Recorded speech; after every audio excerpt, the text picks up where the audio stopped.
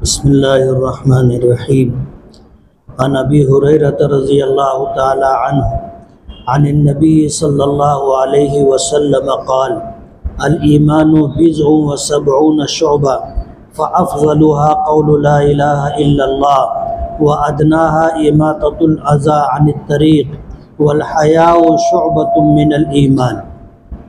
हज़रत अबू हुरैरा रज़ियल्लाहु तआला अन्हु से रिवायत है कि नबी करीम सल्लल्लाहु अलैहि वसल्लम ने फरमाया कि ईमान की 70 से कुछ ज़्यादा शाखें हैं। इनमें सबसे बेहतर ला इलाहा इल्लल्लाह का कहना है और रास्ते से तकलीफ़ देने वाली चीज़ों का हटा देना ये मामूली दर्जा है और हया ईमान का एक बड़ा हिस्सा है। अन मुआज़ इब्न जबल रज़ी अल्लाहु अन्हु अन्नहु सअल नबी सल्लल्लाहु अलैहि वसल्लम अन अफ़ज़लिल ईमान क़ाल अन तुहिब्ब लिल्लाहि व तुबग़िज़ लिल्लाहि व तअमल लिसानक फ़ी ज़िक्रिल्लाह। क़ुलना व माज़ा या रसूल अल्लाह क़ाल व अन तुहिब्ब लिन्नासि मा तुहिब्बु लिनफ़्सिका व तकरहु लहुम मा तकरहु लिनफ़्सिक। हज़रत मुआज़ इब्न जबल रज़ी अल्लाह ताला अन्हु फरमाते हैं कि उन्होंने नबी करीम सल्लल्लाहु अलैहि वसल्लम से दरियाफ़्त किया कि ईमान के सबसे बेहतर अमल के बारे में, तो आपने फरमाया कि तुम मोहब्बत करो तो अल्लाह के लिए और किसी से अदावत हो तो अल्लाह के लिए और तुम अपनी ज़ुबान को अल्लाह के ज़िक्र में मशगूल रखो। पूछा कि और क्या चीज़ अफजल है अल्लाह के रसूल? तो आपने जवाब दिया कि तुम लोगों के लिए वही चीज़ पसंद रखो जो तुम अपने लिए पसंद करते हो और जो चीज़ तुम्हें नापसंद हो दूसरों के लिए भी वो चीज़ नापसंद करो। अन अबी उमामता रज़ी अल्लाहु अन्हु अन्न रजुलन सअल रसूलल्लाह सल्लल्लाहु अलैहि वसल्लम मल ईमान क़ाल इज़ा सर्रतका हसनतुका व साअतका सय्यअतुका फ़अन्त मुमिन। क़ाल या रसूल अल्लाह मल इस्म क़ाल इज़ा हाक फ़ी नफ्सिका शैउन फ़दअहु। हज़रत अबू उमामा रज़ी अल्लाह ताला अन्हु की रिवायत है कि एक शख्स ने नबी करीम सल्लल्लाहु अलैहि वसल्लम से पूछा ईमान क्या है? तो आपने जवाब दिया जब तुम्हारी नेकी तुमको खुश करे और तुम्हारा बुरा अमल तुमको बुरा लगे तो समझो कि तुम मोमिन हो। फिर उसने पूछा कि अल्लाह के रसूल गुनाह क्या चीज़ है? आपने फरमाया कि जब किसी अमल में तुम्हारा दिल तरद्दुद करे और वो काम तुम्हारे दिल को खटके तो तुम उसको छोड़ दो। अन जरीर इब्न अब्दुल्लाह अल-बजली क़ाल बायअतु रसूलुल्लाह सल्लल्लाहु अलैहि वसल्लम अला इक़ामिस सलात व ईताइज़ ज़कात व नुस्ह लिकुल्लि मुस्लिमिन। हज़रत जरीर इब्न अब्दुल्ला बजली फरमाते हैं कि मैंने रसूलुल्लाह सल्लल्लाहु अलैहि वसल्लम के हाथ पर बैअत की, ईमान लाया, नमाज कायम करने, ज़कात अदा करने और हर मुसलमान के लिए खैर खाही करने पर। अन अबी हुरैरह रज़ियल्लाहु अन्हु क़ाल अद्दीनु अन-नसीहा सलास मिरारिन क़ालू या रसूल अल्लाह लिमन क़ाल लिल्लाहि वली किताबिही वली रसूलिही वली अइम्मतिल मुस्लिमीन व आम्मतिहिम। हज़रत अबू हुरैरा रज़ी अल्लाह ताला अन्हु से रिवायत है कि नबी करीम सल्लल्लाहु अलैहि वसल्लम ने 3 मरतबा फरमाया कि दीन सरासर नसीहत और खैर खाही है। तो सहाबे के नाम ने पूछा कि अल्लाह के रसूल ये खैर खाही किसके लिए? तो फरमाया कि अल्लाह के लिए, उसकी किताब के लिए, मुसलमानों के पेशवा और उलमा के लिए और आम मुसलमानों के लिए। अन अबी हुरैरह रज़ियल्लाहु अन्हु क़ाल क़ाल रसूलुल्लाह सल्लल्लाहु अलैहि वसल्लम मिन हुस्न इस्लामिल मर्इ तर्कुहु मा ला यानी। हज़रत अबू हुरैरा रिवायत करते हैं कि रसूलुल्लाह सल्लल्लाहु अलैहि वसल्लम ने फरमाया किसी शख्स के इस्लाम की खूबी यह है कि वो लायानी बेफ़ायदा चीज़ों को छोड़ दे।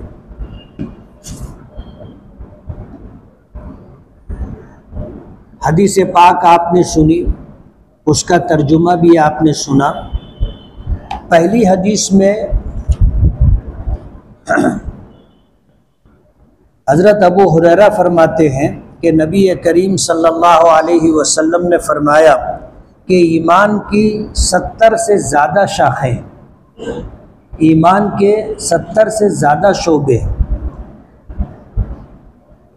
ये 70 का आदद मुतय्यन नहीं है कि इससे कम नहीं हो सकती और इससे ज़्यादा नहीं हो सकती।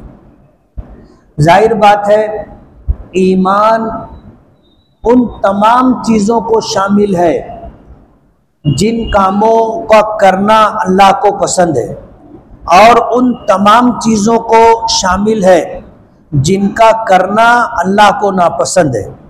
तो जाहिर बात है, ये बहुत सारी चीज़ें उलमाए किराम ने इस हदीस पर बाकायदा 70 और 70 से ज़्यादा चीज़ों को इकट्ठा किया है कि क्या क्या चीज़ ईमान का जुज़ है, ईमान का शोबा है। नबी करीम सल्लल्लाहु अलैहि वसल्लम ने जब ये फरमाया कि ईमान की 70 से ज़्यादा कुछ शाखें हैं, तो आपने फरमाया फ़अफ़ज़लुहा क़ौलु ला इलाहा इल्लल्लाह। ईमान में सबसे बेहतर बात, ईमान का सबसे बेहतर हिस्सा ला इलाहा इल्लल्लाह है। ला इलाहा इल्लल्लाह मुहम्मदुर रसूलुल्लाह, ये अकीदा है कि अल्लाह के सिवा कोई माबूद नहीं। कायनात में बड़ी से बड़ी चीज़ हो, नफ़ा बख्श, कारामद और मुफीद चीज़ हो, वो जाहिर बात है अल्लाह की मखलूक है, अल्लाह ने उसे पैदा किया है। तो कायनात की कोई मखलूक भी अल्लाह के बराबर नहीं हो सकती। अल्लाह पैदा करने वाला है और इस पूरी कायनात को और इसमें एक एक चीज़ को, और मुहम्मदुर रसूलुल्लाह ये अकीदा है कि मोहम्मद सल्लल्लाहु अलैहि वसल्लम अल्लाह के बंदे और उनके रसूल हैं। तो ला इलाहा इल्लल्लाह मुहम्मदुर रसूलुल्लाह ये अकीदा है, और ला इलाहा इल्लल्लाह जिक्र भी है।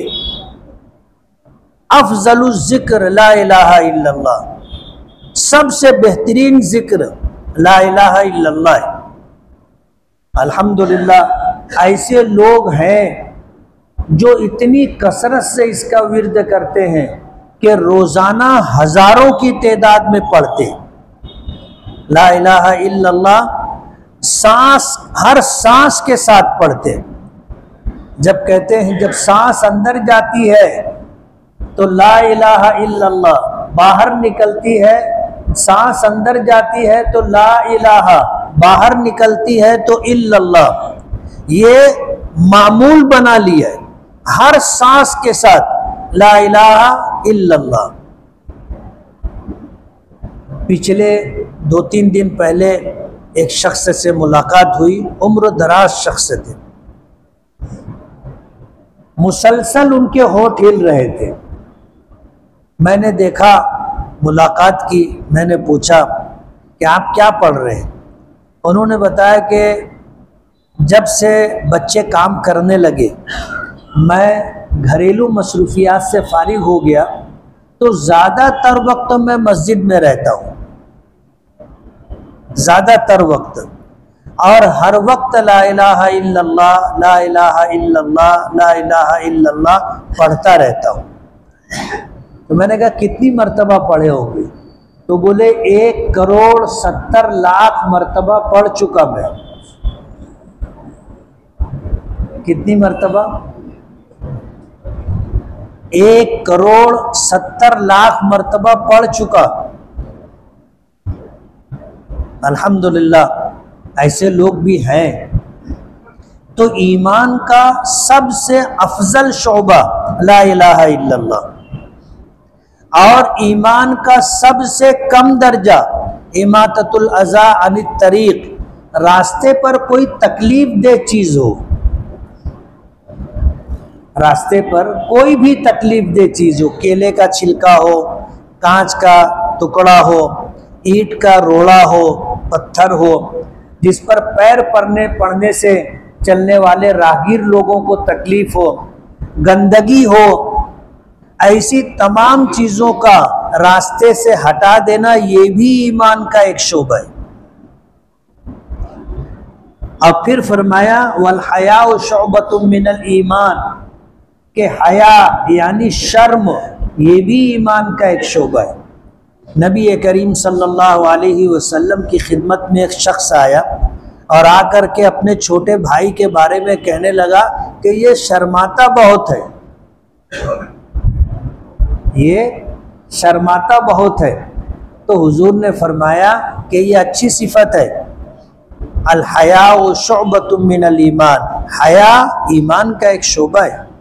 हर ऐसी चीज़ जिसका करना नापसंदीदा हो और आदमी उससे बचे, हर ऐसी बात जिसके कहने से बेहयाई का इजहार हो, आदमी उससे बचे, ये हया है, इसको हम शर्म कहते हैं। दूसरी हदीस में किसी ने नबी करीम सल्लल्लाहु अलैहि वसल्लम से पूछा कि अल्लाह के रसूल अफजलुल ईमान क्या चीज़ है, यानी ईमान का सबसे अफजल शोबा हिस्सा क्या है। ऊपर की हदीस में फरमाया था ला इलाहा इल्लल्लाह। हुजूर पाक सल्लल्लाहु अलैहि वसल्लम ने हज़रत मुआज़ इब्न जबल रज़ी अल्लाह ताला अन्हु के पूछने पर फरमाया कि अन तुहिब्ब लिल्लाह व तुबग़िज़ लिल्लाह, कि तू अगर मोहब्बत करे किसी से तो अल्लाह के लिए करे, अगर किसी से अदावत और दुश्मनी है तो अल्लाह के लिए।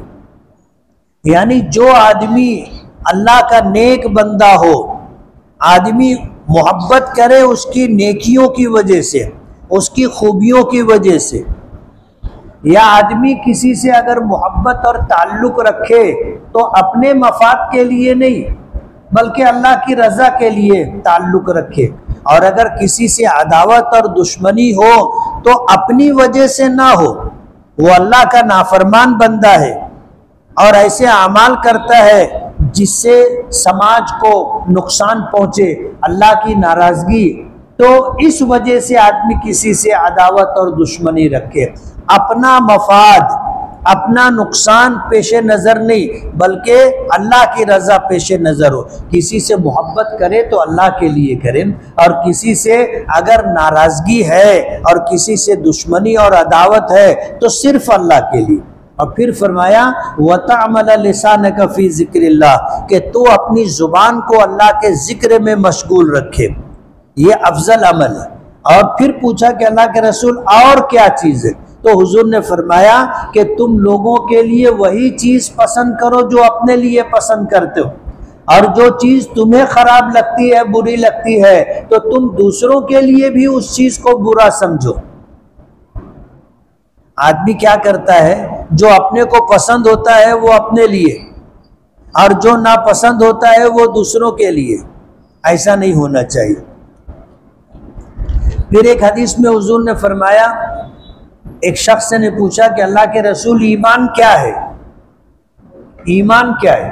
तो हुजूर ने फरमाया जब तेरी नेकी तुझको खुश कर दे, तेरी नेकी तुझको भली लगे, तुझको खुश कर दे, और जब तेरा गुनाह, तेरी नाफरमानी और तेरा कोई बुरा अमल खुद तुझको बुरा लगे,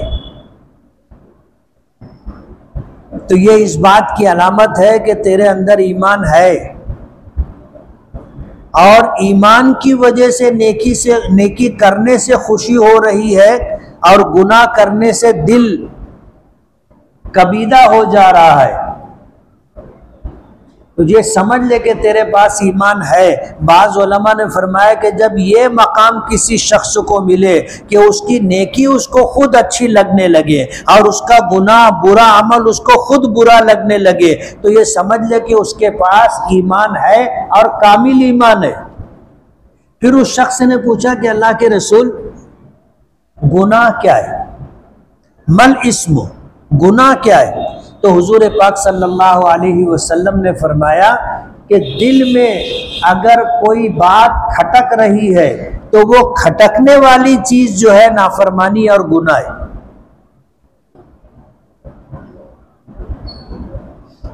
और हुजूर ने फरमाया कि जब तेरे दिल में कोई बात खटक जाए तो उसको छोड़ दे, फदाहू, उसको छोड़ दे।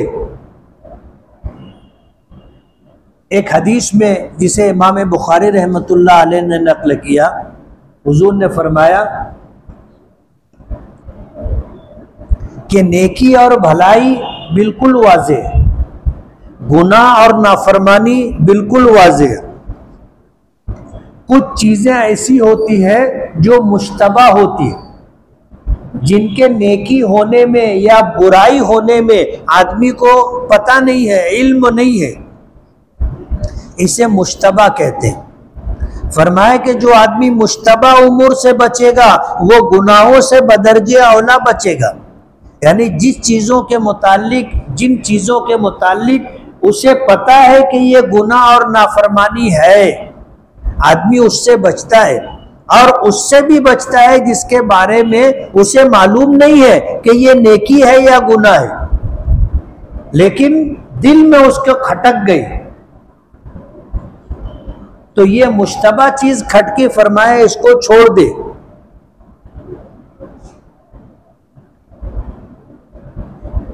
मैंने पिछले हफ्ते बताया था कि दिल मुफ्ती है। हुजूर ने फरमाया एक सहाबी के पूछने पर कि कभी ऐसा होता है कि कोई काम या कोई बात ऐसी होती है जिसके मुताल्लिक करने और कहने में तरद्दुद होता है कि करे कि नहीं करे, बोले कि नहीं बोले, इसके बारे में भले या बुरे के ताल्लुक से इल्म नहीं है। हुजूर ने फरमाया इस्तफ्ति नफ्सक, अपने दिल से पूछ ले, अपने दिल से पूछ ले, दिल तेरी रहनुमाई करेगा। और उसी बात को हुजूर ने फरमाया कि इदा हाक फी नफ्सिक, जो चीज़ तेरे दिल को खटक जाए, फरमाया कि उसे छोड़ दे, ये नाफरमानी। हज़रत जरीर इब्न अब्दुल्ला बजली फरमाते हैं कि मैंने रसूलुल्लाह सल्लल्लाहु अलैहि वसल्लम के हाथ पर बैअत की, मैंने ईमान कबूल किया, और फिर मैंने जब हुजूर से पूछा कि मुझे क्या करना है, तो हुजूर ने फरमाया कि नमाज कायम करो। नमाज कायम करने का मतलब खुद भी नमाज पढ़ो और नमाज क्या है उसे सीखो और सीख करके पढ़ो, और अपने मुताल्लिकीन को नमाज पढ़ने की ताकीद करो।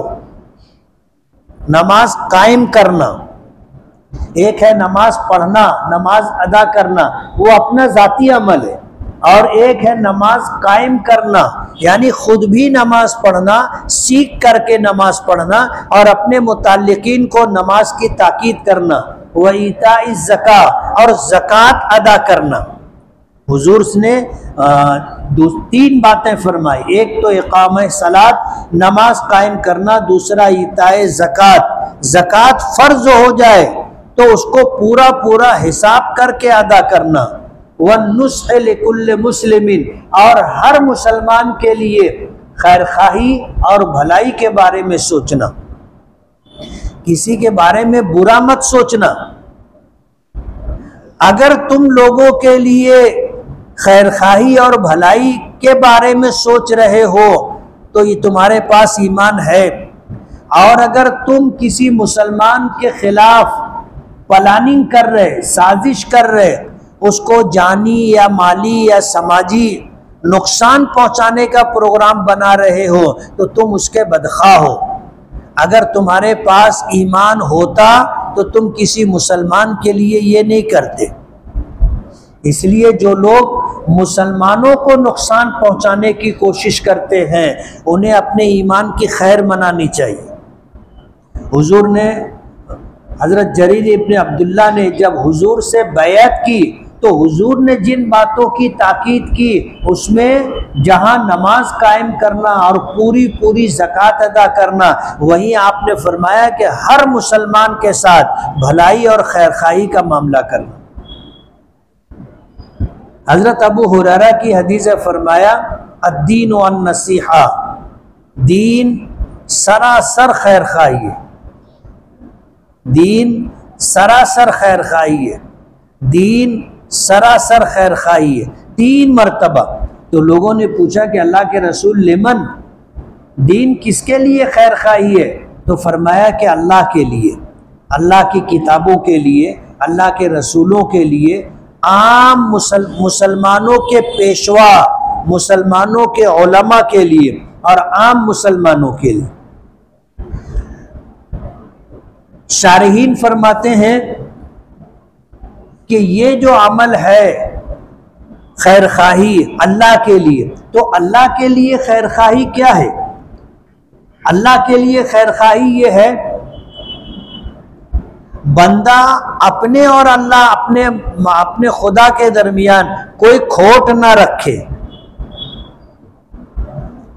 अमल दो तरह का होता है, एक वो अमल होता है जो बंदे और अल्लाह के दरमियान होता है, और एक अमल वो होता है जो बंदे और बंदे के दरमियान होता है।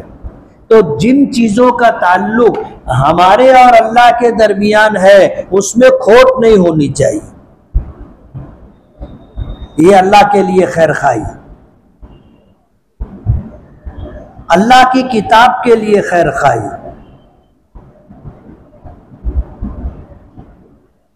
यानी तमाम किताबें, जैसे कुरान करीम है, इंजील है, तौरात है, ज़बूर है।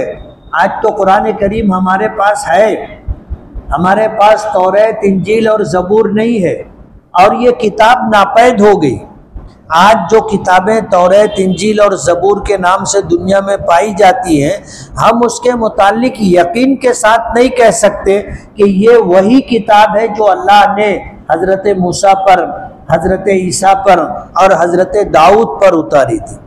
उनके मानने वालों ने उसमें बहुत सारा फेर बदल किया, जो बात उनको अच्छी नहीं लग रही थी उसको निकाल दिया, और जो अपने दिल को अच्छा लग रहा था, अपने मन को अच्छा लग रहा था, उसको शामिल कर दिया। और हर जमाने में हर बाद में आने वाला यही करता रहा। तो वो किताब बेआईनी ही वही किताब नहीं रही जो अल्लाह ने उतारी थी। लेकिन हमारा अकीदा अल्लाह की तमाम किताबों पर ईमान का है। अल्लाह ने जितनी किताबें नाजिल की, जितने सहीफे नाजिल किए, हमारा सब पर ईमान, सब पर ईमान। मजमूई तौर पर हमारा अकीदा ये, अब अगर कोई हमारे पास ज़बूर लाए, तौरात लाए और इंजील लाए और वो उसके बारे में हमसे पूछे, तो हम ये कहते हैं कि अल्लाह की तमाम किताबों पर, तमाम सहीफों पर हमारा ईमान है। लेकिन ये किताब जो तुम लाए हो कुरान करीम के अलावा, इसके मुतालिक बिल यकीन मैं ये नहीं कह सकता कि ये अल्लाह की किताब है, और ये भी नहीं कह सकता कि ये अल्लाह की किताब नहीं है।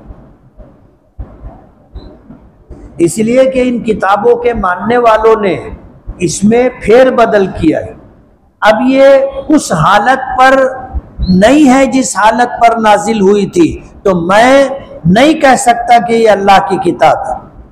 और मुझे ये भी पता नहीं है कि इसमें तमाम बातें अगरचे मुनज़्ज़ल मिन अल्लाह नहीं है, लेकिन कुछ बातें तो ऐसी होंगी जो अल्लाह की बात होगी, तो मैं इसका इनकार भी नहीं कर सकता।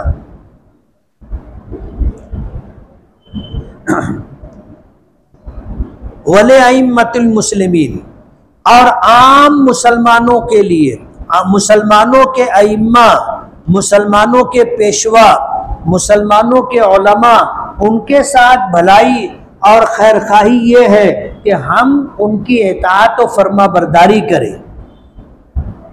उलमाए किराम की इताअत और फर्मा बरदारी करें। लेकिन पिछले हफ्ते मैंने ये बात बताई थी कि इताअत और फर्मा बरदारी में वही चीज़ें शामिल होंगी जिनसे अल्लाह राज़ी और खुश होगा।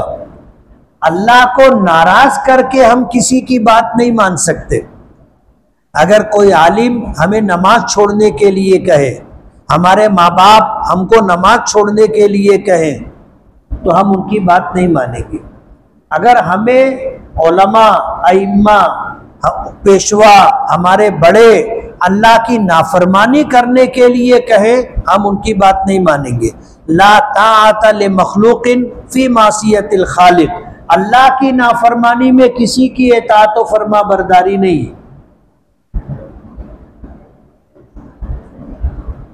किसी बड़े से बड़े आदमी के बोलने पर भी हम अल्लाह की नाफरमानी नहीं कर सकते, नबी करीम सल्लल्लाहु अलैहि वसल्लम की नाफरमानी नहीं कर सकते।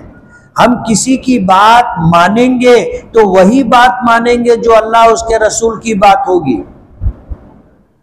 तो उलमा की, अइम्मा की, बड़े लोगों की खैरखाही कि उनकी इताअत व फरमा बरदारी की जाए और उनके हुक्म की बजा अबूरी की जाए और उनकी नाफरमानी से बचा जाए, ये अइम्मतुल मुस्लिमीन के साथ खैरखाही है। और आम मुसलमानों के साथ खैरखाही ये है कि उनको उनके दुनियावी और नफ़ा नुकसान को हम बताएं, उखरवी नफ़ा नुकसान बताएं। किसी मुसलमान को हमने देखा कि कोई ऐसा काम कर रहा है जिससे उसका दुनियावी नुकसान है, तो हमें टोकना है, रोकना है और बताना है कि ये अल्लाह की नाफरमानी है, तुम्हारे लिए नुकसानदेह। इसी तरह दुनियावी मामलात में अगर वो कोई ऐसा काम कर रहा है जिससे उसको नुकसान होगा, दुनियावी नुकसान होगा, तो उसको मुतवज्जे करे कि देखो ये अमल तुम्हारे लिए नुकसानदेह। ये आम मुसलमानों के साथ खैरखाही है और हम उन्हें भले कामों का हुक्म दें, बुरे कामों से रोकें, ये आम मुसलमानों के साथ खैरखाही है। आखिरी हदीस जो मैंने पढ़ी उसमें ये कि लायानी बातों को आदमी तर्क कर दे, जो चीजें बेफायदा है। हजरत अबू हुरैरा फरमाते हैं कि नबी करीम सल्लल्लाहु अलैहि वसल्लम से ये पूछा गया कि भलाई, इस्लाम की भलाई क्या है? मिन हुस्ने इस्लामिल मर्इ तर्कुहु मा ला यानी, किसी इंसान के इस्लाम की खूबी ये है कि वो उन चीज़ों को छोड़ दे जिसमें कोई फ़ायदा नहीं है। तर्कुहु मा ला यानी, किसी मुसलमान का ऐसी चीज़ों को छोड़ देना जो बेफ़ायदा है, उसमें उसकी न दुनिया की कोई भलाई है न आखिरत की कोई भलाई है, ऐसे कामों को छोड़ देना चाहिए। आज हम लोग बहुत सारे काम ऐसे करते हैं जिसमें ना हमारा दीन का फायदा है न दुनिया का फायदा है।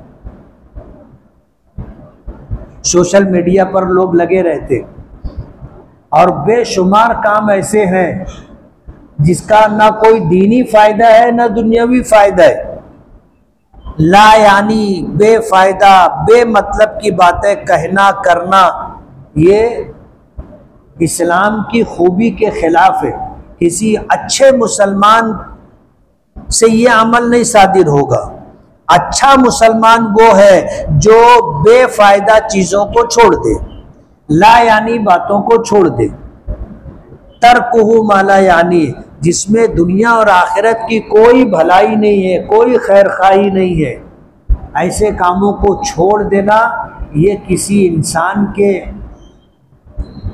बेहतरीन इस्लाम होने की निशानी है। सवालात दिन ब दिन बढ़ते जा रहे हैं।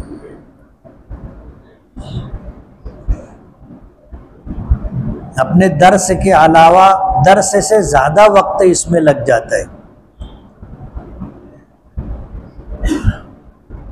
कल जुमा का दिन है, 9 ज़िलहिज्जा है। अरफा का रोज़ा रखना, इस ताल्लुक़ से आपने पिछले हफ्ते ये बात कही थी कि तन्हा जुमा का रोज़ा रखना मकरूह है।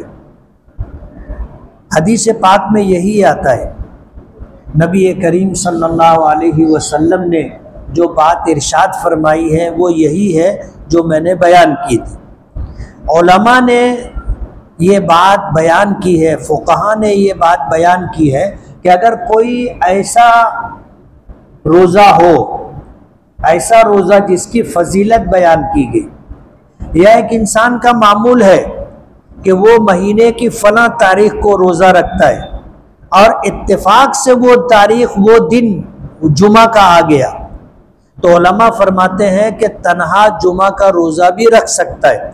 जैसे कल अरफा का दिन है, इसकी फजीलत है कि अगर कोई शख्स अरफा के दिन का रोज़ा रखे तो उसके 1 साल पिछले और 1 साल अगले गुनाह अल्लाह माफ़ कर देंगे। और ये वो गुनाह है जो सगीरा गुनाह है, कबीरा गुनाह बगैर तौबा के माफ़ नहीं होते। इस वजाहत के पेश नज़र अगर कोई शख्स कल यौम अरफा का रोज़ा रखना चाहे और आज वो रोज़ा नहीं रख सका था तो रख सकता है, इसलिए कि हदीस पाक में यौम अरफा के रोज़े की फजीलत है, इसलिए फुक़हा और उलमा ने इसकी इजाज़त दी है। दूध, खुशबू, तकिया कोई दे तो इनकार नहीं करना चाहिए, ये हदीस में आता है। अगर देने वाले की इनकम नाजायज़ हो तब जाहिर बात है फिर नहीं लेंगे। किसी की आमदनी नाजायज़ हो, कमाई हराम की हो और वो हमको फिर अगर दूध देवे, पेश करे, खुशबू पेश करे, दावत दे, खाना खिलाए, नहीं लेना चाहिए। अगर देने वाला शख्स तरके के माल को दबा करके रखा है तो भी उसके यहाँ खाने पीने से और इन चीज़ों के लेने से एतराज़ करना चाहिए। सूदी कारोबार हो तब भी। ज़ैद इशराक की नमाज की पाबंदी करता है, फज्र की नमाज पढ़कर उसी जगह बैठा रहता है, जिक्र में मशगूल रहता है। मकरूह वक्त शुरू होने के बाद मस्जिद से निकलकर चहल कदमी करने लग जाता है और मकरूह वक्त ख़त्म होने के बाद इशराक की अदायगी के लिए दोबारा मस्जिद में वापस आता है, तो क्या उसको इशराक की नमाज का सवाब और अज्र पूरा पूरा मिलेगा? हदीस पाक में इस ताल्लुक़ से एक बात आई है कि कोई शख्स फज्र की नमाज पढ़ करके अपनी जगह बैठा रहे और मकरूह वक्त गुजर जाने के बाद इशराक की नमाज पढ़े तो अल्लाह ताला उसको मकबूल उम्रे का सवाब अता करते। हदीस में ये जो कैद आई है कि फज्र की नमाज पढ़ने के बाद उसी जगह बैठा रहे और अल्लाह का जिक्र है, तिलावत वगैरह करता रहे, ये कैद है। अब जाहिर बात है एक आदमी फज्र की नमाज पढ़ करके बाहर निकल गया और एक लंबा राउंड मार करके चहल कदमी करके फिर आ करके इशराक की नमाज पढ़ता है, तो कैद जो हदीस में जिक्र की गई थी उसकी खिलाफ वर्जी हुई, लेकिन उसको इशराक की नमाज पढ़ने का सवाब मिलेगा। मकबूल उम्रे का सवाब अल्लाह की मर्जी है, देना चाहे तो दे सकते हैं।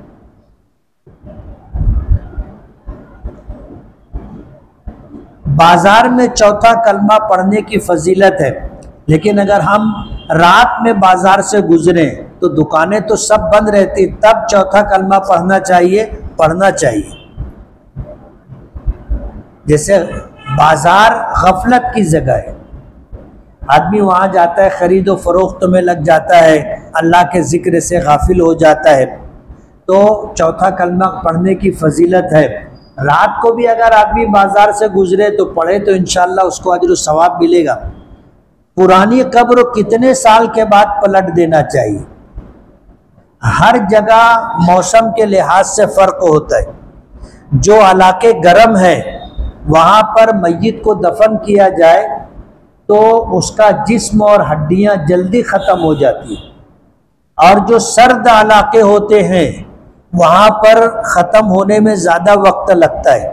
तो इलाकाई एतबार से इस बात को पेश नज़र रखेंगे कि जब किसी को दफन किया गया और अब उसका जिस्म बाकियात ख़त्म हो गई होंगी तो दोबारा उसमें मय्यत को दफन किया जा सकता है, कब्र पलटी जा सकती है। हमारे यहाँ आमतौर पर 3 साल के बाद कब्र पलट देते, हमारे यहाँ कब्रिस्तानों का यह मामूल है। हज क्लास में बताया जाता है कि हज बदल करने वालों को हज इफराद करना चाहिए, ऐसा क्यों?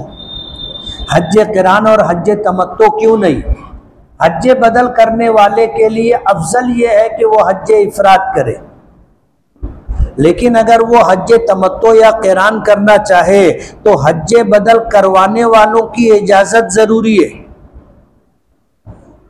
वजह उसकी यह है कि हज इफराद में कुर्बानी वाजिब नहीं है, हज तमत्तो और हज क़िरान में कुर्बानी वाजिब है।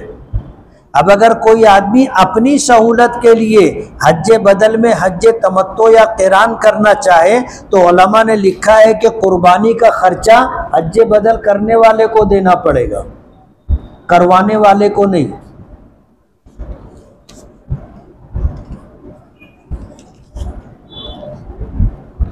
फजर की अजान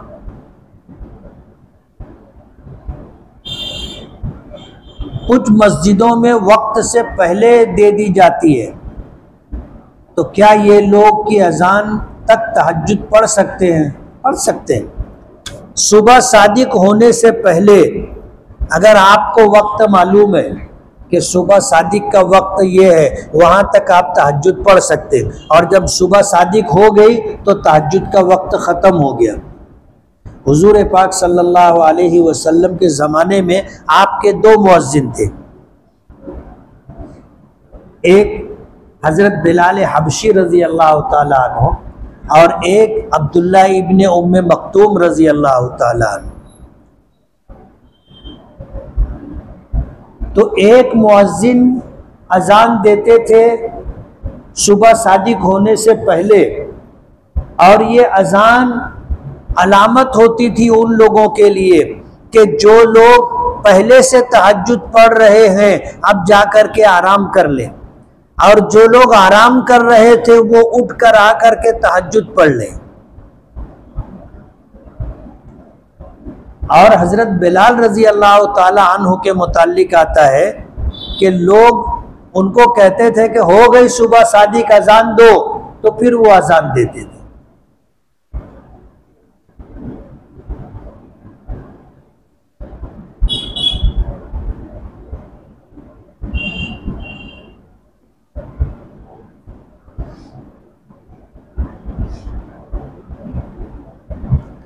फैमिली झगड़े की वजह से मैं अपनी बीवी के साथ ससुराल आ गया हूँ, घर जवाई।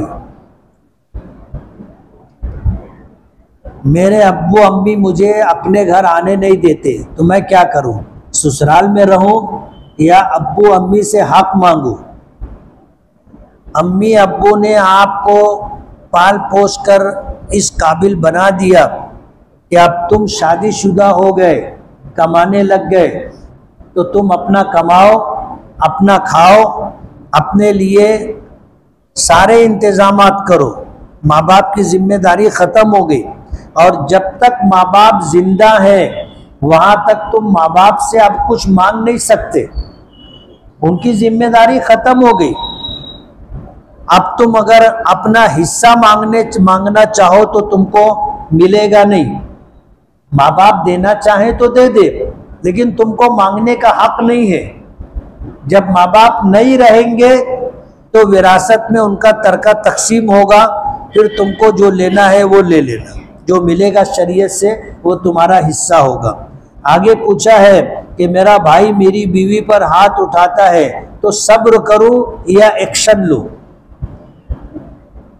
जाहिर बात है, अगर तुम्हारा भाई तुम्हारी बीवी पर हाथ उठाता है तो कोई वजह होगी। अगर बिला वजह हाथ उठाता है तो वो जुल्म कर रहा है। तुम्हारी जिम्मेदारी है तुम उसको रोको।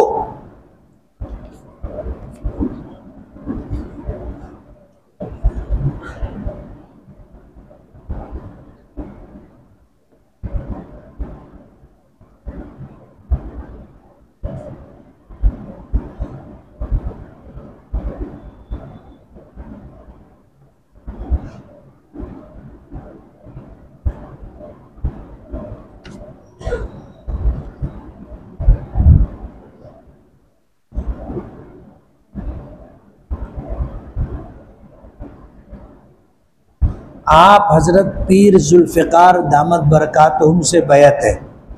कैसे बैत हुए? हज पे गया था, वहाँ मुलाकात हुई थी तो मैं उनसे बैत हो गया था। अब अगर आप भी बैत होना चाहते हो तो मुलाकात हो जाएगी, तो बैत कर लेना। ये पूछ रहे हैं कि हम कैसे बैत हो सकते, जाहिर बात है वो दूसरे मुल्कों में रहते हैं, हम दूसरे मुल्क में, बैत होने के लिए मुलाकात ज़रूरी है। नहीं तो आप फ़ोन पर भी उनसे बैत हो सकते हो।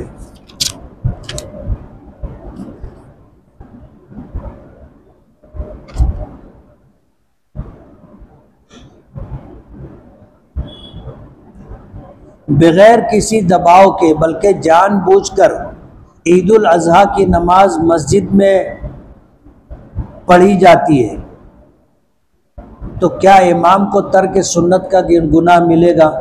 जाहिर बात है, मगर इसमें एक वजाहत है। अगर शहर की ईदगाह एक या एक से जायद उसमें इतनी गुंजाइश है कि आप जा कर के ईदगाह में नमाज पढ़ सकते हो, तो मस्जिद में माजूरीन के अलावा, ज़ईफ़ों के अलावा नमाज पढ़ना ये खिलाफ सुन्नत है। लेकिन बड़े शहरों में ईदगाह छोटी होती है, आबादी ज़्यादा होती है, यानी अगर सब लोग ईदगाह पहुंच जाए तो ईदगाह में गुंजाइश नहीं है, ईदगाह छोटी पड़ जाएगी, तो मस्जिद में भी ईद की नमाज पढ़ी जा सकती है।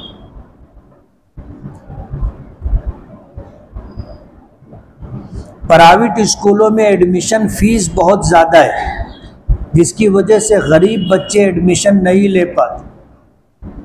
आप इसके खिलाफ बोलिए और प्राइमरी स्कूलों के सुधार और अच्छी तालीम के लिए आप कोशिश कीजिए, करेंगे इंशाअल्लाह।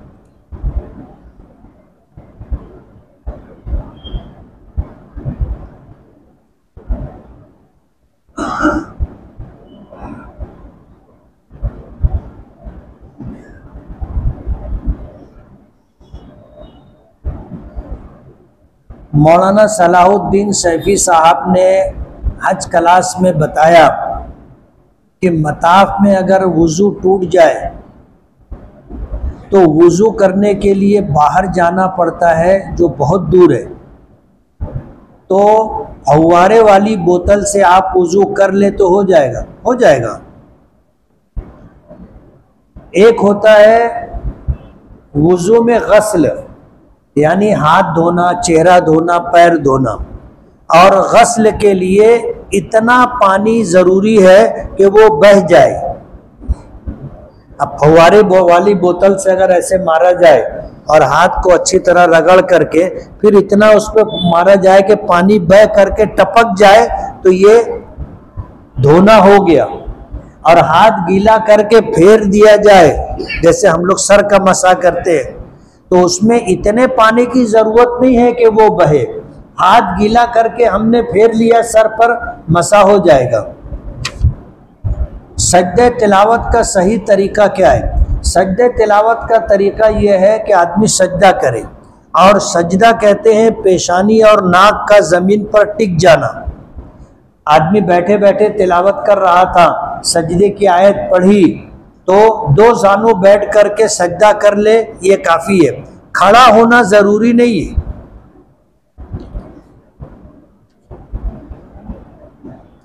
फारिस के माना क्या है और क्या ये नाम रख सकते हैं? रख सकते हैं। फारिस के माना घोड़ सवार के आते, घोड़े पर सवारी करने वाले को फारिस कहते हैं। और एक हुकूमत थी हुजूर पाक सल्लल्लाहु अलैहि वसल्लम के ज़माने में, कैसर व किसरा की, तो एक इलाका था जिसको फारिस कहते थे, ईरान और ईरान से लगा हुआ, वहाँ जो हुक्मरान होता था उसको किसरा कहते थे। और रूम और उससे लगा हुआ जो इलाका था वहाँ के हुक्मरान को कैसर कहते थे। तो आप कैसर भी नाम रख सकते हो, फारिस भी नाम रख सकते हो। मुसाफिर इमाम के पीछे कसर की नियत कैसे करें?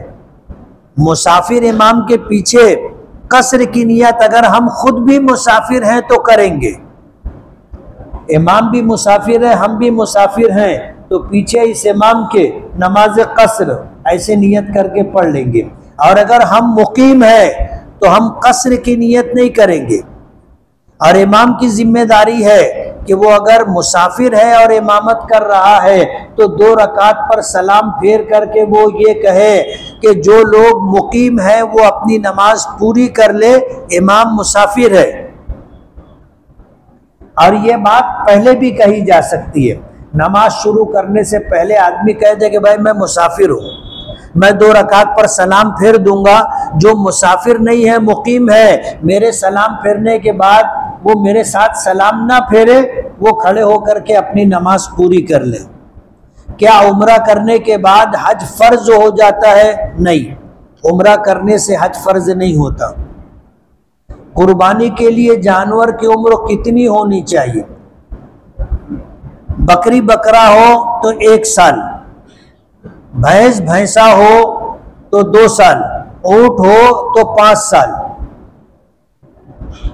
क्या जनाबत की हालत में जानवर ज़िबा कर सकते हैं? ज़िबा के लिए पाकी शर्त नहीं है, आदमी हालत जनाबत में भी ज़िबा कर सकता है। जानवर को ज़िबा करते वक्त तो कितनी रगें कटना ज़रूरी है? 4 रगें होती हैं, गले में 4 रगें होती है, 2 शह रग होती है जो दोनों साइड से होती है, और 1 खाने पीने के लिए और 1 सांस लेने के लिए। तो 4 में से 3 कटना जरूरी है हलाल होने के लिए। चारों कटे तो अच्छा है। अक्सर शादी में लोग पैसा टीपने के लिए बैठ जाते हैं, क्या ऐसा करना सही है? सही नहीं है। आपने दावत दी है, कोई भटियारे की दुकान तो नहीं खोली है। माजी में ऐसा था कि गुर्बत बहुत ज़्यादा थी, तो गरीबी की वजह से कुछ लोग सामान दे देते थे और कुछ लोग पैसा दे देते थे। अब अल्हम्दुलिल्लाह वो बात नहीं रही। अब तो लोग फजूल खर्ची करते हैं ना शादी में, और रुक्के पे भी लिख देते हैं कि तोहफा बस दुआओं का, कुछ लाना नहीं, कुछ टिपाना नहीं। तो ये टिपने टिपाने वाला काम बंद करना चाहिए।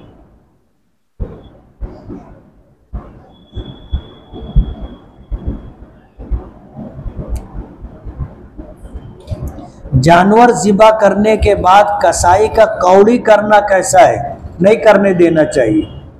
आपने जानवर ज़िबा किया, अब वो लोग क्या करते हैं कि पूरा ऐसे गले तक, दिल तक चले जाते हैं और दिल में छुरी डाल करके उसको कट कर देते हैं। इसको कौड़ी करना कहते हैं। इसी तरह सर से ले करके नीचे तक जो रीढ़ की हड्डी होती है उसमें एक रग होती है, ये लोग उसको काट देते हैं ताकि जानवर जल्दी ठंडा हो जाए। ऐसा नहीं करना चाहिए। जानवर को ज़िबा करके छोड़ दो, जितना उसके जिस्म में बहने वाला खून है वो सारा बह जाएगा। उसको ठंडा होने में 5-1 मिनट लगता है। अब ये कसाई लोग वक्त बचाने के लिए कौड़ी करते, उनको रोकना चाहिए। कुर्बानी के जानवर की मुंडी हड्डी किसको दे? किसी को भी दे सकते हैं। जैसे चमड़ा भी किसी को दे सकते हैं, गोश्त भी किसी को दे सकते हैं, हड्डी भी किसी को दे सकते हैं, मुंडी और पाया भी किसी को दे सकते हैं। बेचना नहीं है, और अगर आपने बेचा तो फिर उसका पैसा सदका करना पड़ेगा।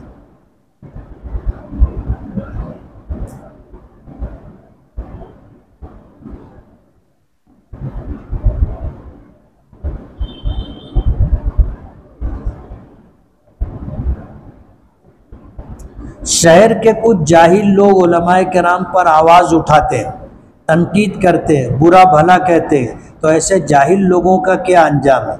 अभी हदीस में आया कि खैरखाही, हुजूर ने फरमाया कि दीन सरासर खैरखाही का नाम है।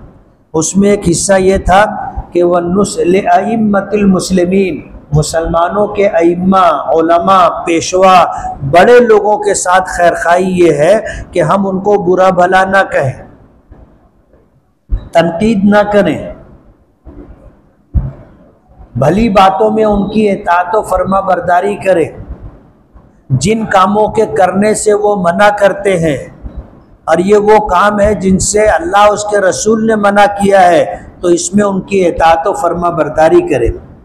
पूछा है कि हमें कैसे मालूम होगा कि अल्लाह हमसे राज़ी है?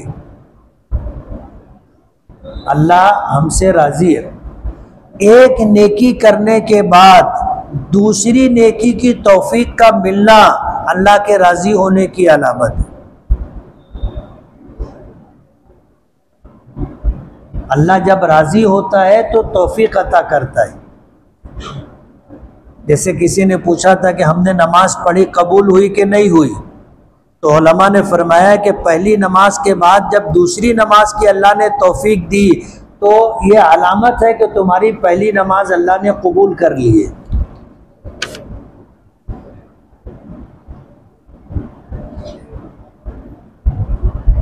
जिनकी तरफ से कुर्बानी किया है क्या उनको मकबूल हज का सवाब मिलता है? ऐसा कोई फजीलत मेरी नज़र से नहीं गुजरी। अजर सवाब मिलेगा, क्या मिलेगा? बताया कि कुर्बानी के जानवर के हर बाल के बदले में अल्लाह एक नेकी देगा, लेकिन हज मकबूल का सवाब मिलेगा ऐसा नहीं है। जिनके यहाँ कुर्बानी होती है वो लोग बाल नाखून वगैरह नहीं कटवा सकते, ये एक मुस्तहब अमल है, अगर काट लिए तो कोई गुनाह नहीं है।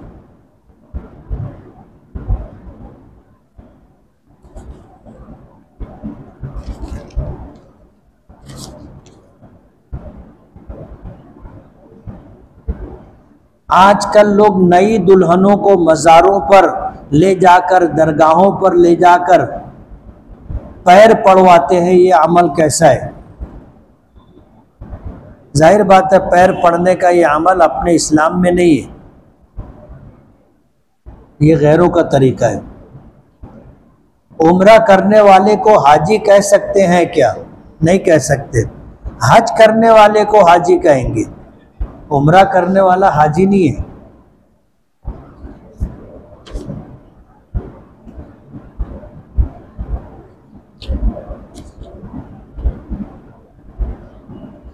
अल्लाह ताला से इस तरह दुआ कर सकते हैं कि अल्लाह मुझको कारखाना दे दे, साइजिंग दे दे, घर दे दे, गाड़ी दे दे, मांग सकते हैं।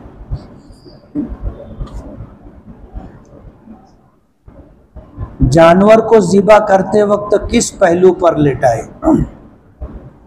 जाहिर बात है बाएं पहलू पर लेटाते हैं, किबला रुख करते हैं और ज़िबा करते हैं।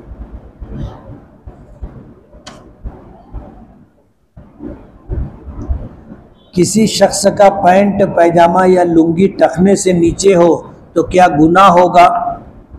हदीस पाक में इससे मना किया गया है। लुंगी हो, पैंट हो, पाजामा हो, इतना ही लंबा होना चाहिए कि टखना खुला रहे।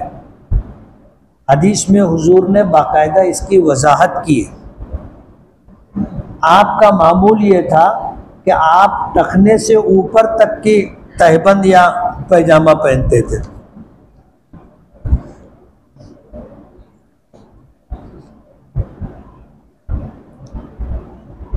घड़ी लगाते वक्त तो डोरी को पांव से दबा सकते हैं क्या? दबा सकते हैं।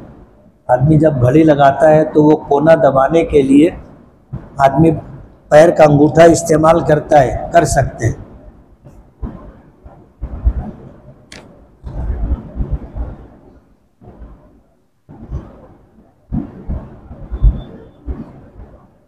अभी मैंने हाउस में देखा कि एक मछली मरी है, तो क्या जिसने भी उससे वुज़ू किया नमाज हो जाएगी?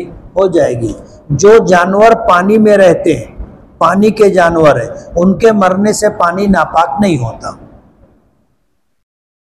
पानी नापाक उन्हीं जानवरों के डूब कर मरने से होगा जो जानवर खुश्की के हैं, पानी के नहीं। क्या सिर्फ कल का रोजा रख सकते हैं? क्या रख सकते हैं।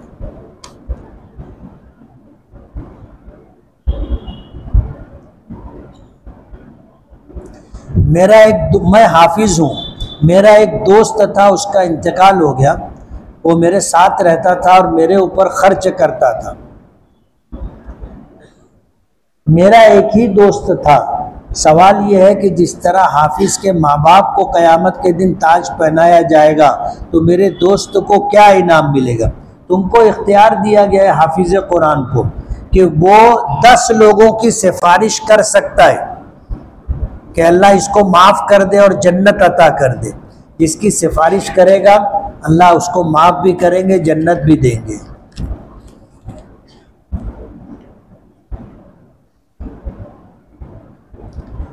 मस्जिद के इमाम साहब बहुत ज़ईफ़ हो गए हैं, उम्र ज़्यादा हो गई है, रुकू सजदे में तादील अरकान वगैरह नहीं कर पाते। उम्र ज़्यादा हो गई है तो आदमी को फिर जब नमाज पढ़ाने में दिक्कत पेश आ रही है, ताख़ीर होती है, तो उनके पीछे नमाज पढ़ने वालों को जाहिर बात है उनकी इत्तिबा में रुकना पड़ेगा। तो बेहतर ये है कि इमाम साहब सुबुकदोश हो जाएं, किसी ऐसे शख्स को इमाम बनाया जाए जो क़याम है, रुकू है, सजदा है, कौमा है, जलसा है, अच्छी तरह कर सके।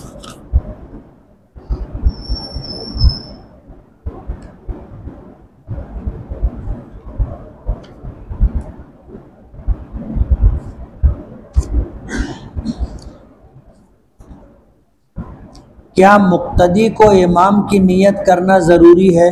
मुक्तदी को इब्तिदा की नियत करना ज़रूरी है। हम कहते हैं ना क्या, पीछे इस इमाम के, तो मुक्तदी नियत करे दिल से पीछे इस इमाम के, और इमाम लोगों की इमामत की नियत करे कि नियत करता हूँ मैं फ़ला फ़ला नमाज के वास्ते अल्लाह के और लोगों की इमामत की।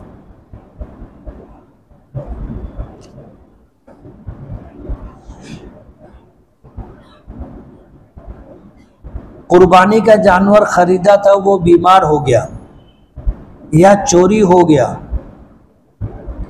कसाई बीमार हो गया, कसाई को बताया गया तो उसने कहा कि अभी कुर्बानी कर दो वरना ये मर जाएगा। तो क्या कुर्बानी अदा होगी? नहीं होगी। कुर्बानी के लिए 3 दिन है, ज़िलहिज्जा की 10 तारीख, 11 तारीख, 12 तारीख का सूरज डूबने तक कुर्बानी है, उसके बाद टाइम ख़त्म हो गया।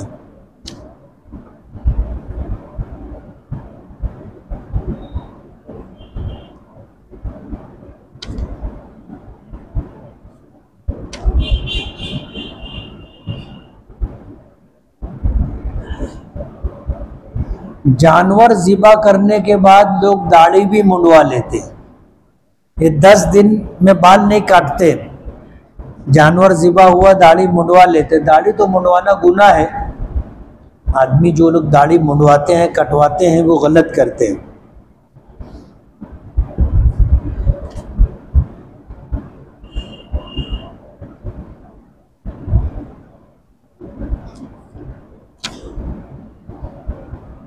सवाल डबल हो गया है, कई लोगों ने एक ही बात पूछी, इसलिए जो है मैं एक मर्तबा बता दिया तो दोबारा ज़रूरत नहीं है। लोग गैर लोगों के दीवाने और फ़ैन है, जैसे फिल्म का हीरो, क्रिकेट का खिलाड़ी, तो क्या किसी के फ़ैन बन सकते हैं? नेक लोगों की इत्तिबा और पैरवी करना चाहिए और दुआ मांगना चाहिए कि अल्लाह है कि अगर कोई शख्स अरफा के दिन का रोज़ा रखे तो उसके 1 साल पिछले और 1 साल अगले गुनाह अल्लाह माफ़ कर देंगे। और ये वो गुनाह है जो सगीरा गुनाह है, कबीरा गुनाह बगैर तौबा के माफ़ नहीं होते। इस वजाहत के पेश नज़र अगर कोई शख्स कल यौम अरफा का रोज़ा रखना चाहे और आज वो रोज़ा नहीं रख सका था तो रख सकता है, इसलिए कि हदीस पाक में यौम अरफा के रोज़े की फजीलत है, इसलिए फुक़हा और उलमा ने इसकी इजाज़त दी है। दूध, खुशबू, तकिया कोई दे तो इनकार नहीं करना चाहिए, ये हदीस में आता है। अगर देने वाले की इनकम नाजायज़ हो तब जाहिर बात है फिर नहीं लेंगे। किसी की आमदनी नाजायज़ हो कमाई हराम की हो और वो हमको फिर अगर दूध देवे, पेश करे, खुशबू पेश करे, दावत दे, खाना खिलाए, नहीं लेना चाहिए। अगर देने वाला शख्स तरके के माल को दबा करके रखा है तो भी उसके यहाँ खाने पीने से और इन चीज़ों के लेने से एतराज़ करना चाहिए। सूदी कारोबार हो तब भी। ज़ैद इशराक की नमाज की पाबंदी करता है, फज्र की नमाज पढ़कर उसी जगह बैठा रहता है, जिक्र में मशगूल रहता है। मकरू वक्त शुरू होने के बाद मस्जिद से निकलकर चहल कदमी करने लग जाता है और मकरू वक्त ख़त्म होने के बाद इशराक की अदायगी के लिए दोबारा मस्जिद में वापस आता है, तो क्या उसको इशराक की नमाज का सवाब और अज्र पूरा पूरा मिलेगा? हदीस पाक में इस ताल्लुक़ से एक बात आई है कि कोई शख्स फज्र की नमाज पढ़ करके अपनी जगह बैठा रहे और मकरू वक्त गुजर जाने के बाद इशराक की नमाज पढ़े तो अल्लाह ताला उसको मकबूल उम्रे का सवाब अता करते हैं। हदीस में ये जो कैद आई है कि फज्र की नमाज पढ़ने के बाद उसी जगह बैठा रहे और अल्लाह का जिक्र है, तिलावत वगैरह करता रहे, ये कैद है।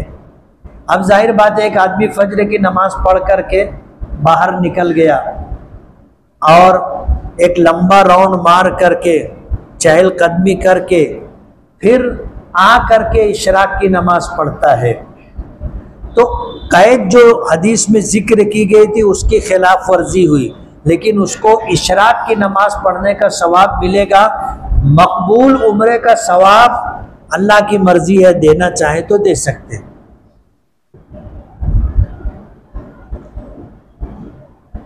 बाजार में चौथा कलमा पढ़ने की फजीलत है, लेकिन अगर हम रात में बाजार से गुजरें तो दुकानें तो सब बंद रहती, तब चौथा कलमा पढ़ना चाहिए। जैसे बाजार गफलत की जगह है, आदमी वहाँ जाता है, खरीदो फरोख्त में लग जाता है, अल्लाह के जिक्र से गाफिल हो जाता है, तो चौथा कलमा पढ़ने की फजीलत है।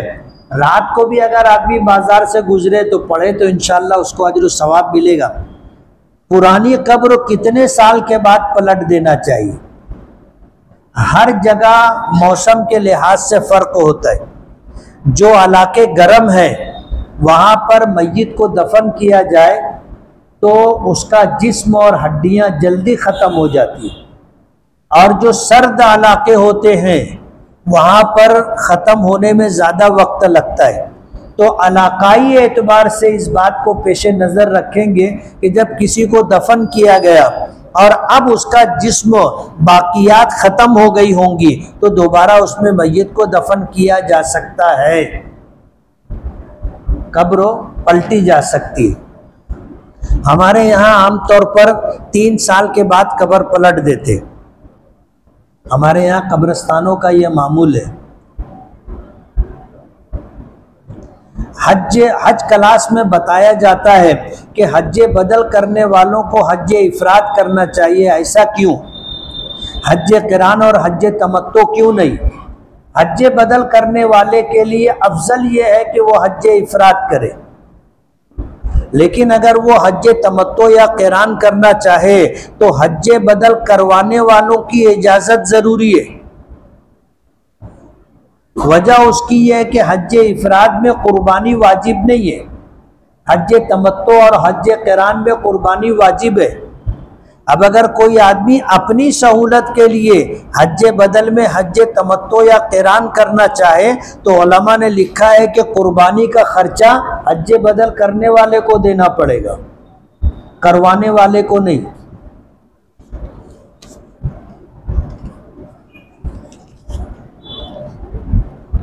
फजर की अजान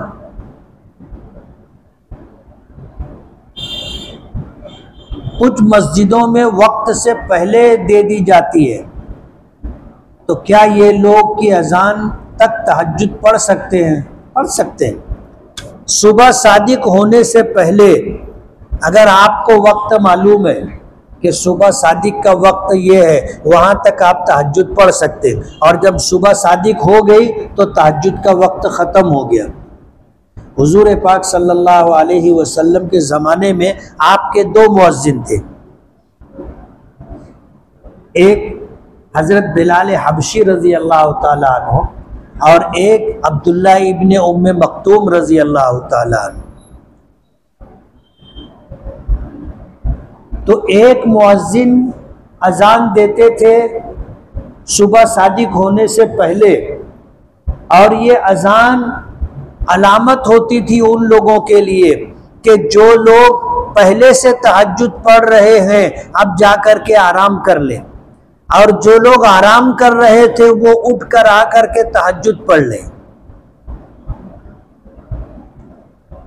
और हज़रत बिलाल रज़ी अल्लाह ताला अन्हु के मुताल्लिक आता है कि लोग उनको कहते थे कि हो गई सुबह सादिक, अजान दो, तो फिर वो अजान देते थे।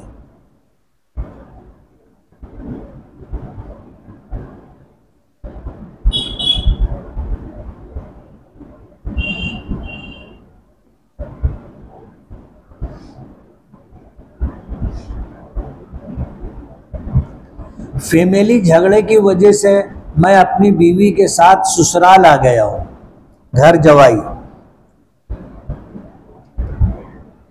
मेरे अब्बू अम्मी मुझे अपने घर आने नहीं देते, तो मैं क्या करूँ? ससुराल में रहूँ या अब्बू अम्मी से हक मांगूँ? अम्मी अब्बू ने आपको पाल पोस कर इस काबिल बना दिया कि अब तुम शादीशुदा हो गए, कमाने लग गए, तो तुम अपना कमाओ, अपना खाओ, अपने लिए सारे इंतजामात करो। माँ बाप की जिम्मेदारी ख़त्म हो गई, और जब तक माँ बाप जिंदा हैं वहाँ तक तुम माँ बाप से अब कुछ मांग नहीं सकते, उनकी जिम्मेदारी ख़त्म हो गई। अब तुम अगर अपना हिस्सा मांगना चाहो तो तुमको मिलेगा नहीं। माँ बाप देना चाहे तो दे दे, लेकिन तुमको मांगने का हक नहीं है। जब माँ बाप नहीं रहेंगे तो विरासत में उनका तरका तकसीम होगा, फिर तुमको जो लेना है वो ले लेना, जो मिलेगा शरीयत से वो तुम्हारा हिस्सा होगा। आगे पूछा है कि मेरा भाई मेरी बीवी पर हाथ उठाता है तो सब्र करूं या एक्शन लूं? जाहिर बात है, अगर तुम्हारा भाई तुम्हारी बीवी पर हाथ उठाता है तो कोई वजह होगी। अगर बिला वजह हाथ उठाता है तो वो जुल्म कर रहा है। तुम्हारी जिम्मेदारी है तुम उसको रोको।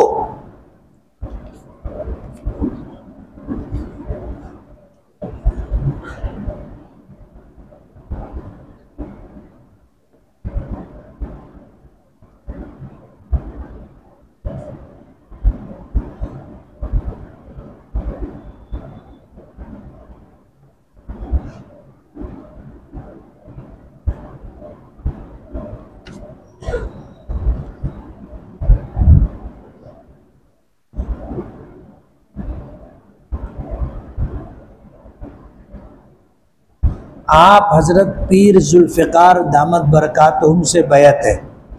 कैसे बैत हुए? हज पे गया था, वहाँ मुलाकात हुई थी तो मैं उनसे बैत हो गया था। अब अगर आप भी बैत होना चाहते हो तो मुलाकात हो जाएगी, तो बैत कर लेना। ये पूछ रहे हैं कि हम कैसे बैत हो सकते? जाहिर बात है वो दूसरे मुल्कों में रहते हैं, हम दूसरे मुल्क में। बैत होने के लिए मुलाकात ज़रूरी है, नहीं तो आप फ़ोन पर भी उनसे बैत हो सकते हो।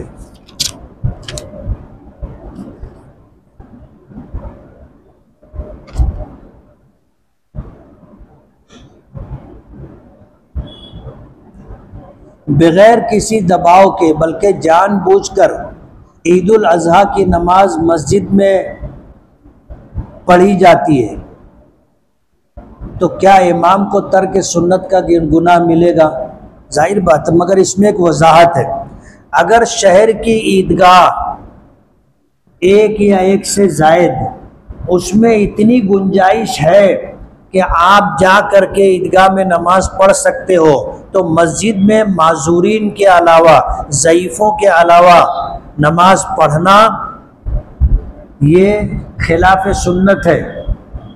लेकिन बड़े शहरों में ईदगाह छोटी होती है, आबादी ज़्यादा होती है, यानी अगर सब लोग ईदगाह पहुंच जाए तो ईदगाह में गुंजाइश नहीं है, ईदगाह छोटी पड़ जाएगी, तो मस्जिद में भी ईद की नमाज पढ़ी जा सकती है।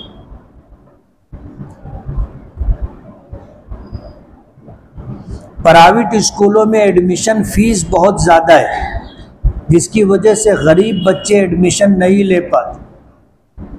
आप इसके खिलाफ बोलिए और प्राइमरी स्कूलों के सुधार और अच्छी तालीम के लिए आप कोशिश कीजिए, करेंगे इंशाअल्लाह।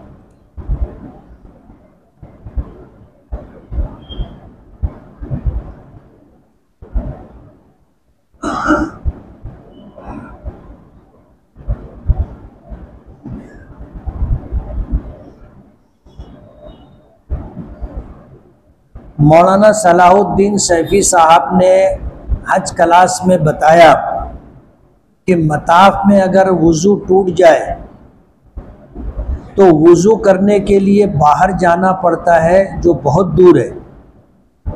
तो फव्वारे वाली बोतल से आप वज़ू कर ले तो हो जाएगा। एक होता है वज़ू में गस्ल, यानी हाथ धोना, चेहरा धोना, पैर धोना, और गस्ल के लिए इतना पानी ज़रूरी है कि वो बह जाए। अब फव्वारे वाली बोतल से अगर ऐसे मारा जाए और हाथ को अच्छी तरह रगड़ करके फिर इतना उस पर मारा जाए कि पानी बह करके टपक जाए, तो ये धोना हो गया। और हाथ गीला करके फेर दिया जाए, जैसे हम लोग सर का मसा करते हैं, तो उसमें इतने पानी की ज़रूरत नहीं है कि वो बहे। हाथ गीला करके हमने फेर लिया सर पर, मसा हो जाएगा। सजदे तिलावत का सही तरीका क्या है? सजदे तिलावत का तरीका यह है कि आदमी सजदा करे, और सजदा कहते हैं पेशानी और नाक का ज़मीन पर टिक जाना। आदमी बैठे बैठे तिलावत कर रहा था, सजदे की आयत पढ़ी तो दो जानू बैठ करके सजदा कर ले, ये काफ़ी है, खड़ा होना ज़रूरी नहीं है।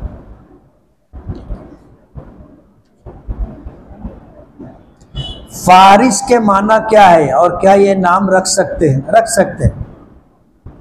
फारिस के माना घोड़ सवार के आते, घोड़े पर सवारी करने वाले को फारिस कहते हैं। और एक हुकूमत थी हुजूर पाक सल्लल्लाहु अलैहि वसल्लम के ज़माने में, कैसर व किसरा की, तो एक इलाका था जिसको फारिस कहते थे, ईरान और ईरान से लगा हुआ।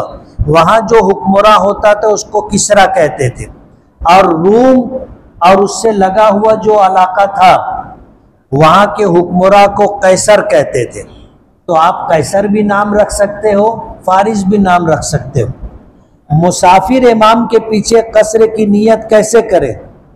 मुसाफिर इमाम के पीछे कसर की नियत अगर हम खुद भी मुसाफिर हैं तो करेंगे।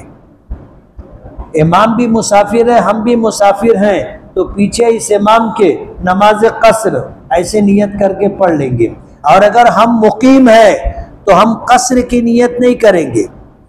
और इमाम की जिम्मेदारी है कि वो अगर मुसाफिर है और इमामत कर रहा है तो 2 रकात पर सलाम फेर करके वो ये कहे कि जो लोग मुकीम हैं वो अपनी नमाज पूरी कर ले, इमाम मुसाफिर है। और ये बात पहले भी कही जा सकती है, नमाज शुरू करने से पहले आदमी कह दे कि भाई मैं मुसाफिर हूँ, मैं 2 रकात पर सलाम फेर दूंगा। जो मुसाफिर नहीं है, मुकीम है, मेरे सलाम फेरने के बाद वो मेरे साथ सलाम ना फेरे, वो खड़े होकर के अपनी नमाज पूरी कर ले। क्या उम्रा करने के बाद हज फर्ज हो जाता है? नहीं, उम्रा करने से हज फर्ज नहीं होता। कुर्बानी के लिए जानवर की उम्र कितनी होनी चाहिए? बकरी बकरा हो तो 1 साल, भैंस भैंसा हो तो 2 साल, ऊंट हो तो 5 साल। क्या जनाबत की हालत में जानवर ज़िबा कर सकते हैं? ज़िबा के लिए पाकी शर्त नहीं है, आदमी हालत जनाबत में भी ज़िबा कर सकता है। जानवर को ज़िबा करते वक्त तो कितनी रगें कटना ज़रूरी है? 4 रगें होती हैं, गले में 4 रगें होती है, 2 शह रग होती है जो दोनों साइड से होती है, और एक खाने पीने के लिए और एक सांस लेने के लिए। तो 4 में से 3 कटना ज़रूरी है हलाल होने के लिए। चारों कटे तो अच्छा है।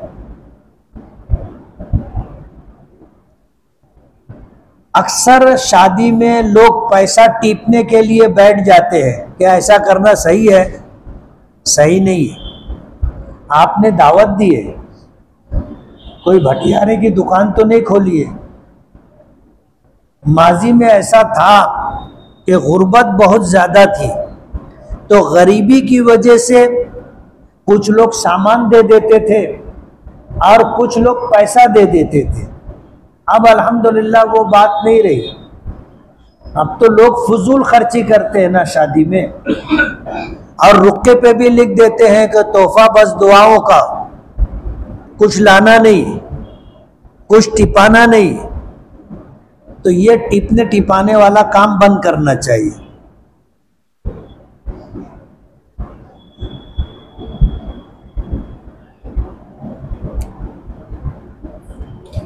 जानवर ज़िबा करने के बाद कसाई का कौड़ी करना कैसा है? नहीं करने देना चाहिए। आपने जानवर ज़िबा किया, अब वो लोग क्या करते हैं कि पूरा ऐसे गले तक, दिल तक चले जाते हैं और दिल में छुरी डाल करके उसको कट कर देते हैं। इसको कौड़ी करना कहते हैं। इसी तरह सर से ले करके नीचे तक जो रीढ़ की हड्डी होती है उसमें एक रग होती है, ये लोग उसको काट देते हैं ताकि जानवर जल्दी ठंडा हो जाए। ऐसा नहीं करना चाहिए। जानवर को ज़िबा करके छोड़ दो, जितना उसके जिस्म में बहने वाला खून है वो सारा बह जाएगा। उसको ठंडा होने में 5-1 मिनट लगता है। अब ये कसाई लोग वक्त बचाने के लिए कौड़ी करते, उनको रोकना चाहिए। कुर्बानी के जानवर की मुंडी हड्डी किसको दे? किसी को भी दे सकते हैं। जैसे चमड़ा भी किसी को दे सकते हैं, गोश्त भी किसी को दे सकते हैं, हड्डी भी किसी को दे सकते हैं, मुंडी और पाया भी किसी को दे सकते हैं। बेचना नहीं है, और अगर आपने बेचा तो फिर उसका पैसा सदका करना पड़ेगा।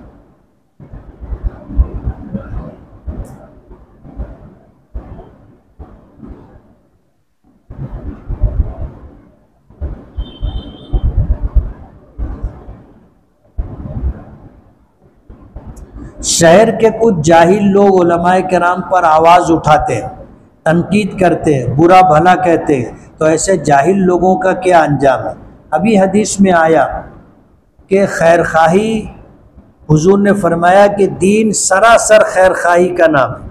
उसमें एक हिस्सा ये था कि वन्नुस्ल अइम्मतिल मुस्लिमीन, मुसलमानों के अइम्मा, उलमा, पेशवा, बड़े लोगों के साथ खैरखाई ये है कि हम उनको बुरा भला ना कहें,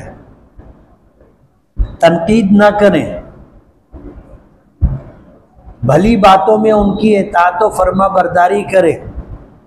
जिन कामों के करने से वो मना करते हैं, और ये वो काम है जिनसे अल्लाह उसके रसूल ने मना किया है, तो इसमें उनकी इताअत व फरमा बरदारी करें।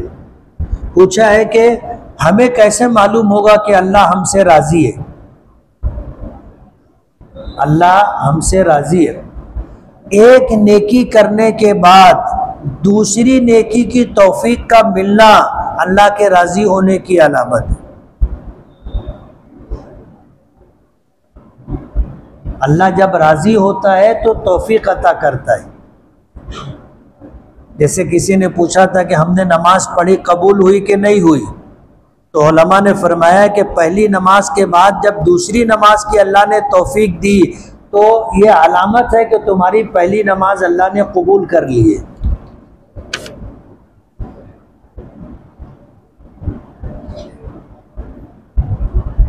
जिनकी तरफ से कुर्बानी किया है, क्या उनको मकबूल हज का सवाब मिलता है? ऐसा कोई फजीलत मेरी नज़र से नहीं गुजरी। अज्र सवाब मिलेगा, क्या मिलेगा? बताया कि कुर्बानी के जानवर के हर बाल के बदले में अल्लाह एक नेकी देगा, लेकिन हज मकबूल का सवाब मिलेगा ऐसा नहीं है। जिनके यहाँ कुर्बानी होती है वो लोग बाल नाखून वगैरह नहीं कटवा सकते, ये एक मुस्तहब अमल है, अगर काट लिए तो कोई गुनाह नहीं है।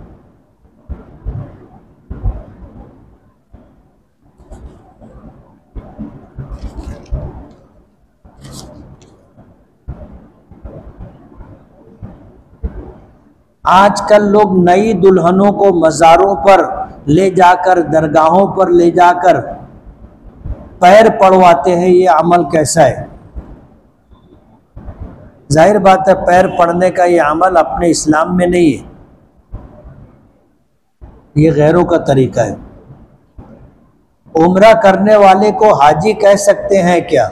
नहीं कह सकते। हज करने वाले को हाजी कहेंगे, उम्रा करने वाला हाजी नहीं है।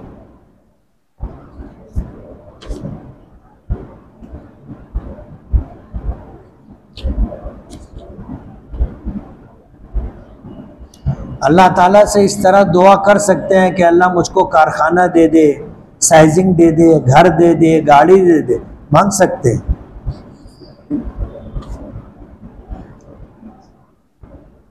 जानवर को ज़िबा करते वक्त किस पहलू पर लेटाए? जाहिर बात है बाएं पहलू पर लेटाते हैं, किबला रुख करते हैं और ज़िबा करते हैं।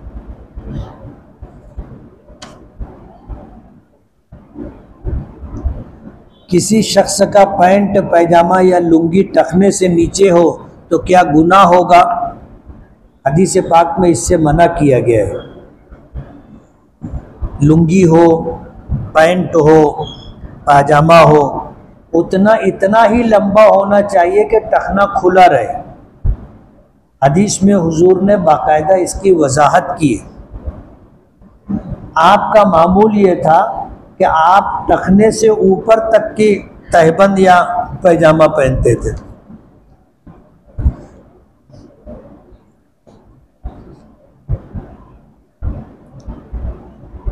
घड़ी लगाते वक्त तो डोरी को पांव से दबा सकते हैं क्या? दबा सकते हैं। आदमी जब घड़ी लगाता है तो वो कोना दबाने के लिए आदमी पैर का अंगूठा इस्तेमाल करता है, कर सकते हैं।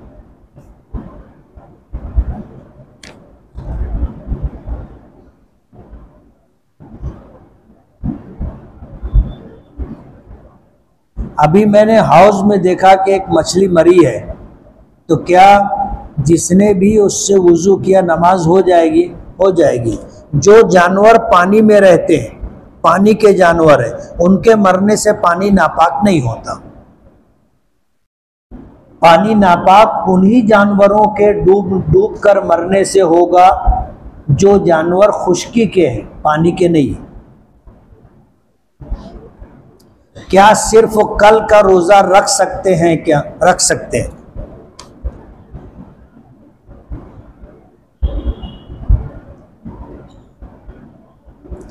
मैं हाफिज हूँ, मेरा एक दोस्त था, उसका इंतकाल हो गया। वो मेरे साथ रहता था और मेरे ऊपर खर्च करता था। मेरा एक ही दोस्त था। सवाल यह है कि जिस तरह हाफिज के माँ बाप को क़यामत के दिन ताज पहनाया जाएगा तो मेरे दोस्त को क्या इनाम मिलेगा? तुमको इख्तियार दिया गया है हाफिज कुरान को कि वो 10 लोगों की सिफारिश कर सकता है कि अल्लाह इसको माफ़ कर दे और जन्नत अता कर दे। जिसकी सिफारिश करेगा अल्लाह उसको माफ़ भी करेंगे, जन्नत भी देंगे।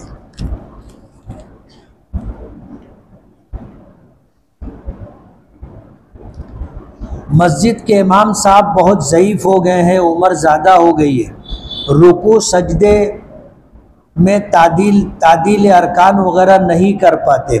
उम्र ज़्यादा हो गई है तो आदमी को फिर जब नमाज पढ़ाने में दिक्कत पेश आ रही है, ताख़ीर होती है, तो उनके पीछे नमाज पढ़ने वालों को जाहिर बात है उनकी इत्तिबा में रुकना पड़ेगा। तो बेहतर ये है कि इमाम साहब सुबुकदोश हो जाएं, किसी ऐसे शख्स को इमाम बनाया जाए जो क़याम है, रुकू है, सजदा है, कौमा है, जलसा है, अच्छी तरह कर सके।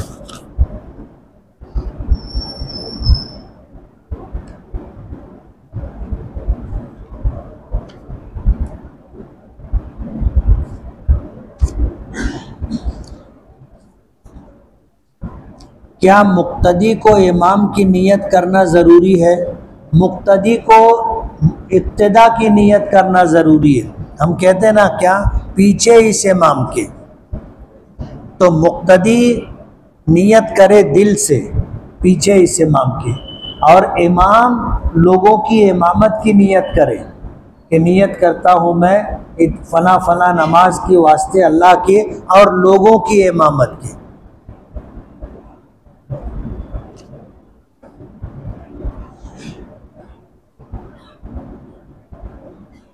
कुर्बानी का जानवर ख़रीदा था, वो बीमार हो गया या चोरी हो गया,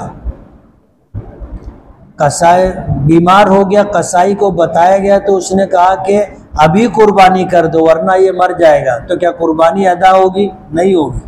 कुर्बानी के लिए 3 दिन है, जिलहिज्जा की 10 तारीख, 11 तारीख, 12 तारीख का सूरज डूबने तक कुर्बानी है, उसके बाद टाइम ख़त्म हो गया।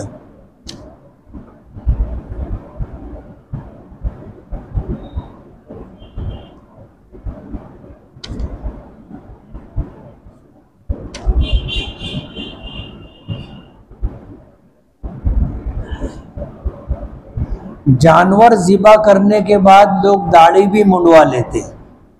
ये 10 दिन में बाल नहीं काटते, जानवर ज़िबा हुआ दाढ़ी मुंडवा लेते। दाढ़ी तो मुंडवाना गुनाह है, आदमी जो लोग दाढ़ी मुंडवाते हैं, कटवाते हैं, वो गलत करते हैं।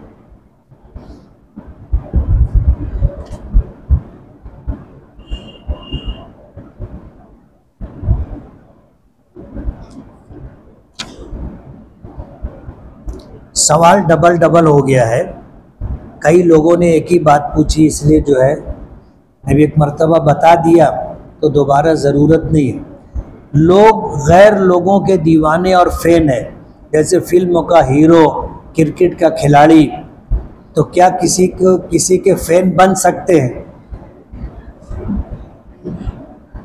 नेक लोगों की इत्तिबा और पैरवी करना चाहिए और दुआ मांगना चाहिए, अल्लाह अपनी मोहब्बत अता फरमा, नेक अमाल की मोहब्बत अता फरमा, नेक लोगों की मोहब्बत अता फरमा।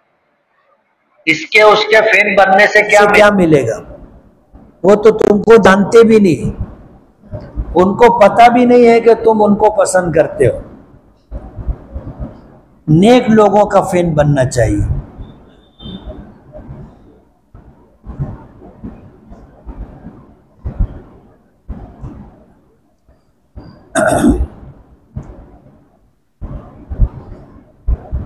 क्या लिखे समझ में नहीं आ रहा। क्रिकेट मैच के दौरान हार जीत पर शर्त लगाना जायज़ नहीं है।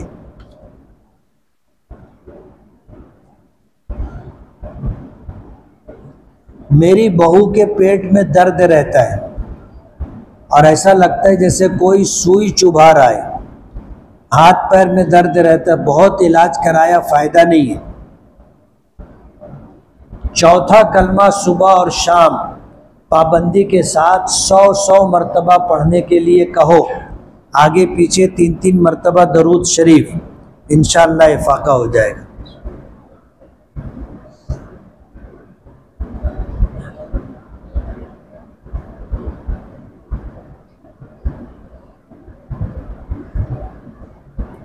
क्या ये बात हदीस से साबित है कि खजूर को मुसलमानों की बुआ कहा गया है? क्या तो बेकार की बात है ये। जो अपने वालिद की बहन हो उसको फूफी कहा जाता है, बाज़ इलाकों में उसको बुआ कहा जाता है। अब खजूर कहाँ से अपने बाप की बहन हो गई?